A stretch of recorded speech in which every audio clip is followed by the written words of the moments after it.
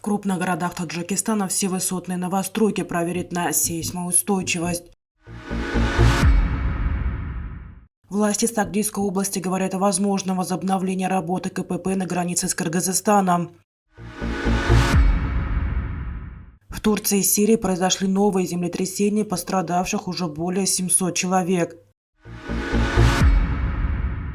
Китай представит мирный план по Украине российскому руководству.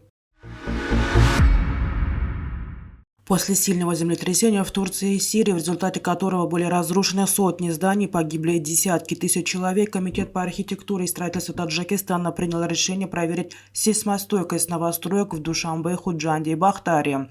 16 февраля было подписано распоряжение председателя Комитета по архитектуре и строительству о создании специальной комиссии. В документе говорится, что проверка будет проводиться в зданиях и сооружениях, введенных в эксплуатацию в период 2018-2022 годов, а также на незавершенных стройках. Сотрудник Комитета по архитектуре и строительству сообщил, что действительно такое распоряжение подписано и уже с 22 февраля начнется проверка зданий. Он добавил, что у комитета имеются все необходимые приборы и оборудование, с помощью которых специалисты проверят прочность зданий и их устойчивость к землетрясениям. Какое именно оборудование будет использовано, он не уточнил.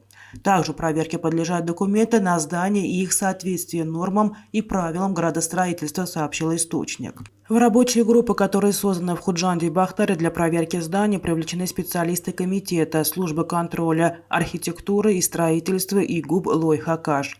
Результаты проверки будут представлены председателю Комитета по архитектуре и строительству до 10 марта 2023 года, сказано в документе. О проверке столичных зданий на сейсмостойкость указ подписал и мэр Душанбе. Для этого будет создана также рабочая группа.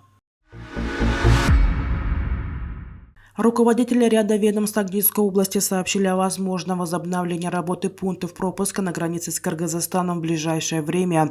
В настоящее время идет подготовка к возобновлению работы пунктов пропуска, сообщил Зафар Махмадиев, начальник областного таможенного управления, журналистам на прошлой неделе. Цель властей соседнего государства – открытие границ. Наша граница закрыта не была. Границу они закрывали в одностороннем порядке. Каждый день проходят встречи и совещания. С той стороны границы люди приезжают и совершают намаз в наших мечетях. Генеральный прокурор Сагдийской области также сообщил о положительной динамике переговоров. Таджикские и кыргызские чиновники заявляют, что работы по описанию линии госграниц идут в ускоренном темпе. Ранее глава МИД Таджикистана Сираджиддин Мухридин 17 февраля сообщил журналистам, что за 1,5 года стороны выполнили проект на описание линии таджикско-кыргызской госграницы протяженностью 102 километра. В целом, общая согласованная линия общей границы двух стран на сегодняшний день составляет около 626 километров, отметил дипломат. По последним данным, 6 человек погибли, 294 человека пострадали в результате двух землетрясений, произошедших в провинции Хатай в понедельник. Об этом сообщает СМИ со ссылкой на турецкие издания. Между тем, как передает CNN, новые землетрясения привели к гибели 4 человек в Сирии и 3 в Турции. В двух странах пострадали не меньше 764 человек. Глава Минздрава Турции Фахриддин Коджа сообщил, что около 300 человек были ранены в результате произошедшего землетрясения в провинции Хатай. Информацию о пострадавших он опубликовал на своей странице в Твиттер 21 февраля. Сирийские власти не раскрывали число погибших и пострадавших. По информации Сирийского центра мониторинга за соблюдением прав человека, не меньше 4 человек погибли из-за паники и давки в городах Алеппо, Тартус и Хама. По данным центра, не менее 320 человек получили травмы в подконтрольных Дамаску районах. Еще 150 человек пострадали на севере-западе страны. Перед вчерашним землетрясением на границе Турции и Сирии в небе заметили голубую вспышку, пишет РИА Новости.